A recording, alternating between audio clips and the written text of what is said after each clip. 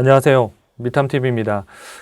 우량주사전 58번째 기업 아틀란시안입니다. 네, 아틀란시안은 이제 여러분들 이름 자체는 처음 들어보셨을 수 있는데 개발하시는 분들은 이 회사를 굉장히 잘 알거나 아니면 이 회사 이름을 모르더라도 프로그램 이름들을 보시면 바로 이런 거 만드는 회사였구나 하고 상당히 우량주라고 보실 수 있을 것 같습니다. 네.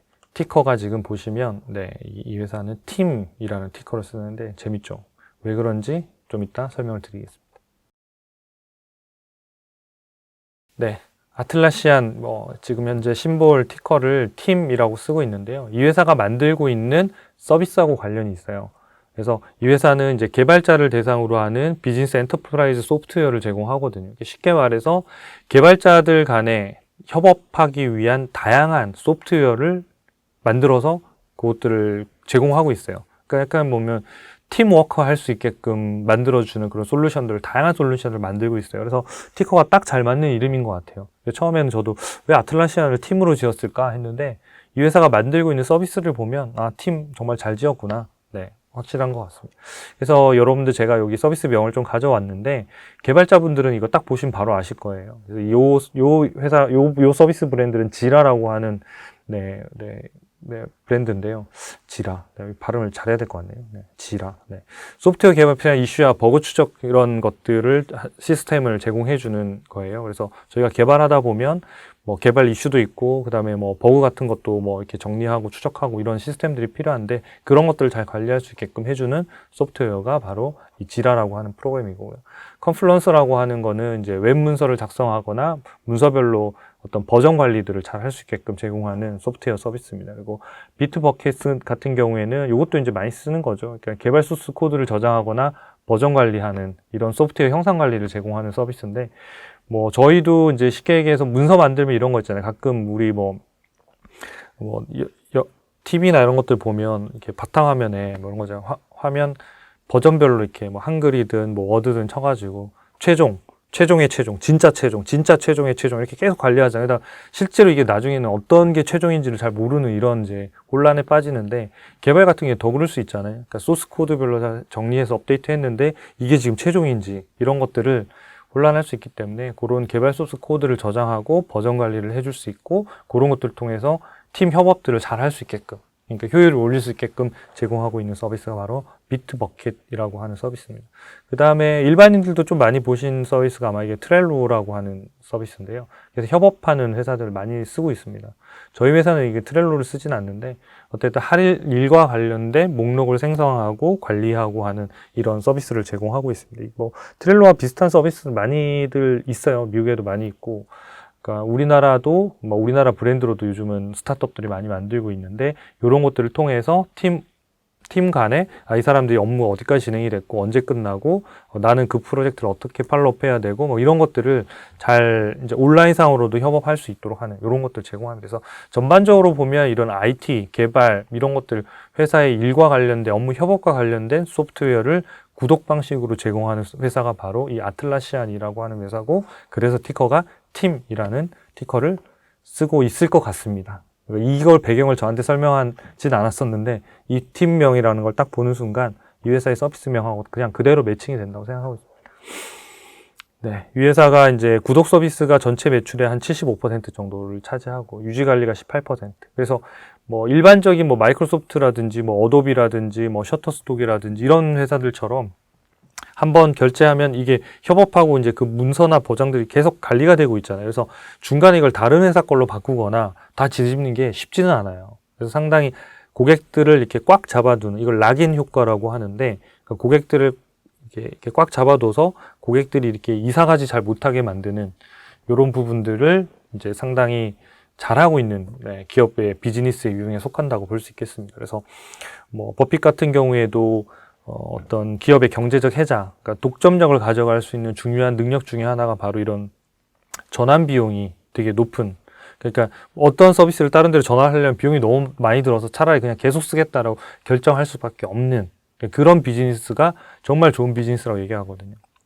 대표적인 비즈니스들이 이렇게 네트워킹해서 계속 가다 보면 다른 걸 쓸 수가 없는 거예요. 우리가 예전에, 그러니까 작년에도 카톡이 굉장히 큰 문제가 한번 예, 뭐 불통 사건이 있어 난리가 났었잖아요. 그때 막 전 국민이 분노하면서 이거 이럴 수가 있냐 했는데 지금 다시 다 쓰고 계시죠.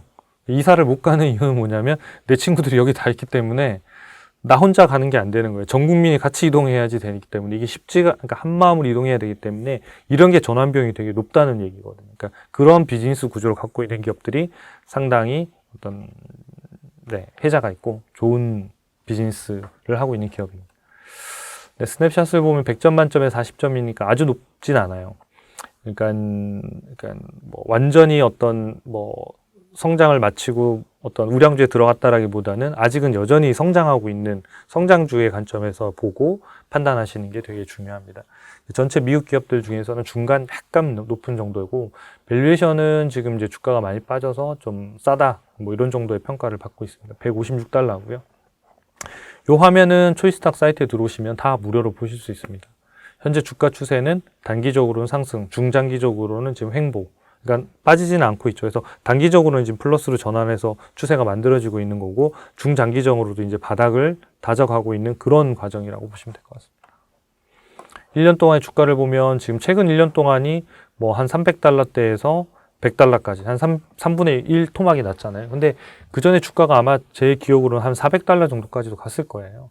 그럼 400달러에서 100달러면 어때요? 75%면 엄청나게 많이 빠진 거예요. 그러니까 고속 성장하니까 그런 부분들에 대한 특히나 이제 뭐 코로나 때문에 이제 비대면이나 이런 것들 때문에 뭐 온라인으로 협업하는 툴들 막 이런 것도 엄청나게 많이 올랐었죠. 뭐 줌이라든지 그다음에 또 온라인 쇼핑과 관련된 회사들 많이 올랐다가 주가 많이 빠졌는데 이 회사는 여전히 상당히 빠르게 성장하고 있고 이제 주가가 상당히 많이 빠져 있기 때문에 좀 뭐 볼만한 금액이 지금 들어와 있는 것 같습니다. 그래서 최근 1년 동안 보시면 거의 뭐 한 3분의 1 정도 빠져 있지만 최고점 대비해서 훨씬 많이 빠져 있는 상황입니다. 그래서 아까 주가 추세로 봐도 단기적으로는 좀 오르고 있고 중장기적으로는 지금 턴하면서 전체적으로 이제 다시 상승하는 추세로 지금 전환하려고 하고 있는 딱 그 위치에 있는 그런 상태입니다.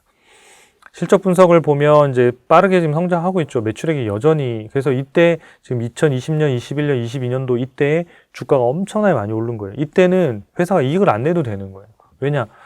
그런 평가를 받고 있었던 거예요. 이 기업들이, 모든 기업들이. 그러니까 이익보다는 매출 성장률이 높으냐, 안 높으냐. 그러니까 매출, 좀 심할 때는 매출 성장이 없는데 이 회사가 타깃으로 하고 있는 시장이 얼마나 크냐 이걸로 막 밸류에이션을 했잖아요. 사실 그런 얘기가 나오면 그냥 극도의 거품 상황이라고 보면 되거든요. 우리나라에서도 왜 뭐 우리가 밸류에이션이라는 지표를 할 때 PER, PBR 이런 거 하는데 PDR이라는 걸 만들었었잖아요. 그래서 뭐 그러니까 PDR은 원래는 이제 배당 수익률을 가지고 하는 건데 이게 D를 드림으로 해서 그러니까 꿈의 매수 그러니까 이제 뭐죠? 내가 이게 몇 배까지 시장 사이즈를 보고 있느냐에 대해서 내가 배수를 매겨서 하겠다. 근데 그 회사가 그 시장을 다 먹을지 안 먹을지도 모르는데 그걸 가지고 밸류에이션 한다는 것 자체가 말이 안 됐던 거거든요. 그럼에도 불구하고 그런 지표가 나왔던 이유는 뭐냐면 PER로도 비싸고 PBR로도 비싸고 무려 PSR로도 너무 비싸다 보니 새로운 지표가 필요했던 거거든요. 근데 항상 이런 새로운 지표가 나올 때는 극도의 버블이라고 보시면 될 것 같아요. 최근에는 어쨌든 시장 규모나 꿈을 가지고 밸류에이션을 하는 말은 쏙 다 들어갔잖아요, 지금. 네. 지금은, 하여튼 뭐 시장이 조정을 많이 받았습니다. 그래갖고, 이제 2023년도 이제 6월 결산이거든요. 지금 벌써 저희가 이제 2월 달이니까 한 4개월 정도 남았는데, 6월 결산까지 실적은 매출액이 24% 늘고, 주당순이익은 뭐 적자는 한 절반 단위로 좀 팍 이제 줄어들 걸로 보여요. 그리고 내년에도 역시 뭐 성장은 여전히 많이 해요. 그러니까 25%씩 성장하니까 복리로 그치 성장하는 거잖아요. 그러면 24%씩 성장하면 3년만 성장하면 매출액이 3년 동안 2배 되는 거예요. 더블. 이 속도로 지금 성장할 정도로 상당히 괜찮은 회사예요. 다만 이제 주당 순이익은 2024년도에도 큰 차이가 없는 적자를 지속할 것 같아요. 그래서 그런 부분들은 우리가 리스크 요인으로 좀 체크해 보면서 그 부분을 좀 볼 필요가 있을 것 같아요.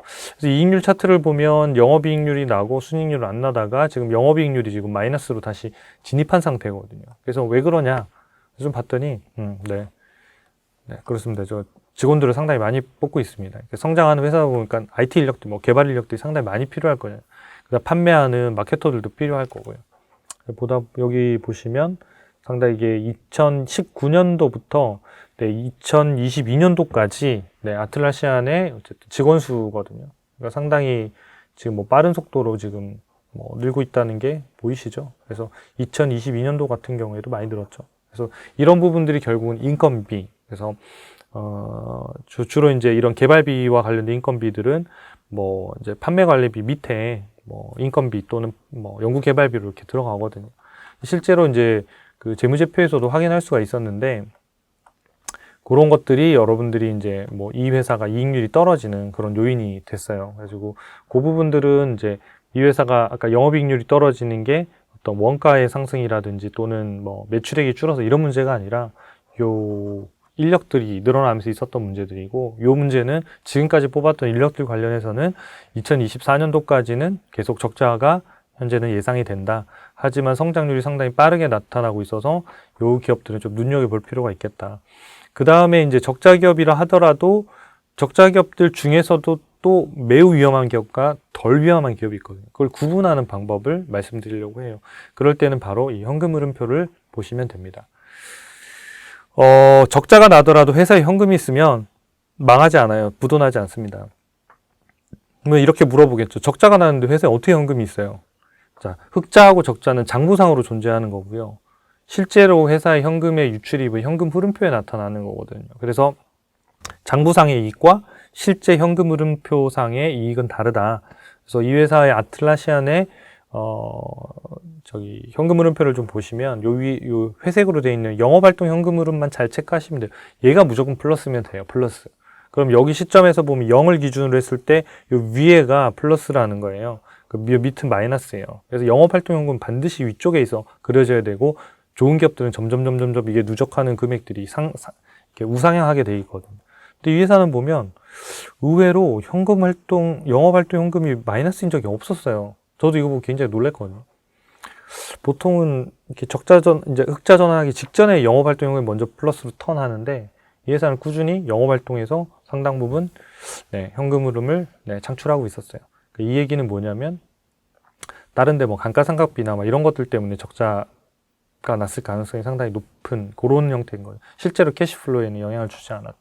그래서 2022년도 9월도 연 환산 기준으로 보면 약 9억 달러 정도. 그러니까 이제 우리나라 돈으로 따지면 한 1조 정도 되는 거죠. 1조 원. 그러니까 1년에 1조 원 정도의 캐시가 창출하고 있는 거예요. 그 캐시를 창출하고 있어서 지금 뭐 부채도 조금씩 갚아 나가고 있고 그런 상황들입니다.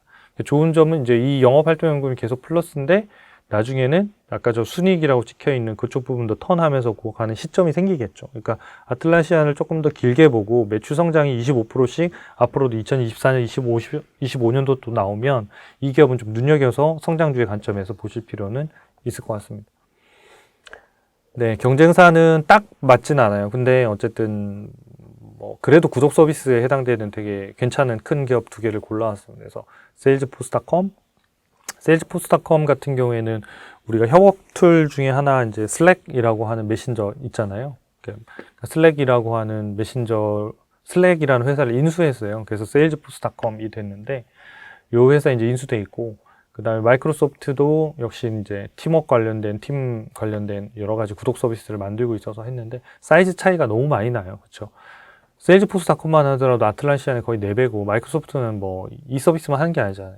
뭐 예를 들어서 뭐 클라우드 서비스, 뭐 애저 서비스도 하고 있고, 그 다음에 뭐 이런 구독형, 뭐 MS 오피스 이런 서비스들도 하고 있고, 다양한 형태의 서비스를 하고 있다 보니까 이거 딱 비교하기는 좀 어렵습니다. 그리고 여기 보시면 마이크로소프트는 82점, 전체 뭐 상위 한 1%, 미국 기업들 중에 상위 1%니까 매우 높죠. 세일즈포스닷컴도 60점에 22%니까 상당히 커트라인을 통과한 거예요. 투자할 만한 우량주다 이렇게 볼 수 있겠고, 아틀라시안 40점인데 투자하기에는 리스크가 있다 이런 얘기예요. 아까 왜 그러냐면 적자도 있고 뭐 여러 가지 것들이 있으니까 그렇겠죠. 근데 다만 지금 성장하고 있는 성장률로 보고 영업활동 현금으로 봤을 때는 적자 기업들 중에서는 그래도 덜 위험한, 그래서 이 성장률이 받쳐주면 지금 캐시플로우가 있으니까 나중에 이익이 어느 정도 턴하고 하는 이런 시점에서 주가가 상당히 오를 가능성이 있는 뭐 그런 기업의 유형에 속한다고 볼 수 있겠습니다. 최근 1년 동안의 주가를 보면 이제 여기 이제 뭐 아틀라시안이 제일 많이 빠졌죠. 왜냐하면 이익 없죠. 그렇죠. 그러다 보니까 뭐 주가가 계속 많이 빠진 거죠. 최근 1년 동안에 빠진 게 반토막인 거고 고점 대비해서는 거의 70% 넘거든요. 그 다음에 마이크로소프트가 한 22%, 그 다음에 세일즈포스가 한 30%, S&P보다는 다 못한 거예요. 그냥 기술주들이 다 전반적으로 부진했고, 이런 기업들인데 지금 앞으로는 이제 시장에서 이제 뭐 이런 성장률로 보면 팀이 가장 높거든요. 그래서 아틀라시안이나 이런 기업들이 조금 안정화되면 주가가 올라갈 수 있는 가능성은 있는 기업이다.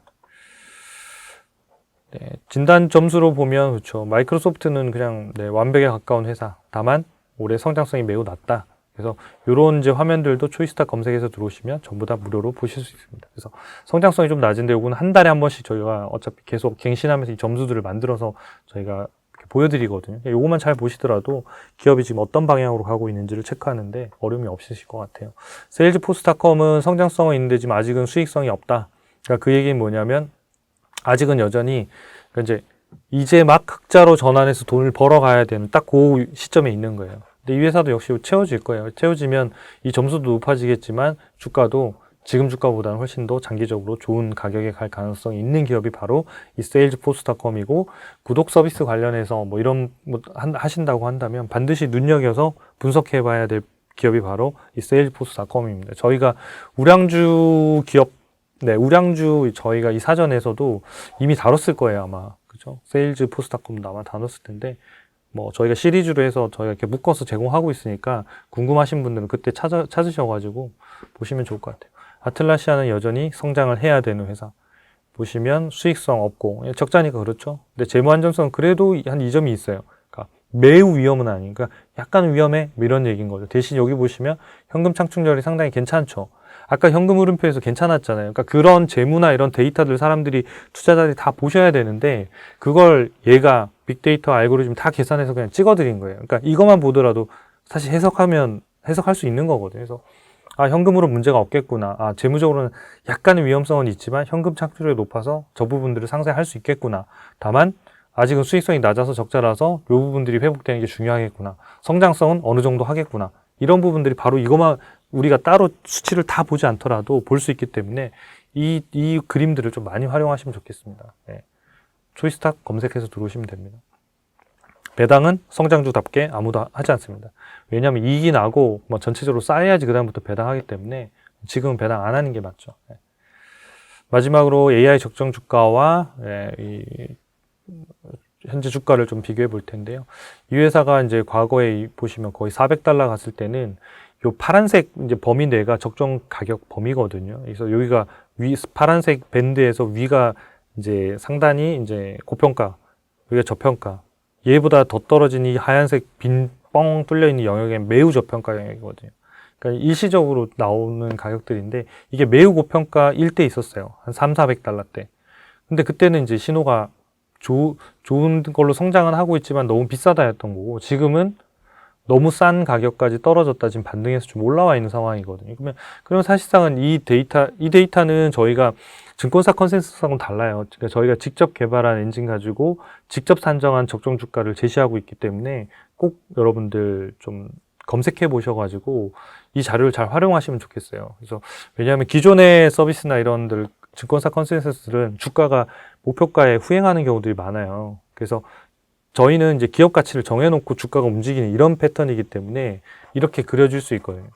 근데 증권사 컨센서스하고 같이 보시면 어떻게 하면 주가하고 목표가가 같이 계속 움직여요. 계속 같이. 근데 그것도 주가가 먼저 움직여요.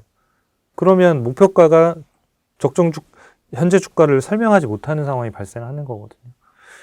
그 문제를 해결하려고 저희가 직접 그러니까 애쓰고 만든 거거든요. 그래서 여러분들이 많이 좀 활용해 보시면 좋겠습니다.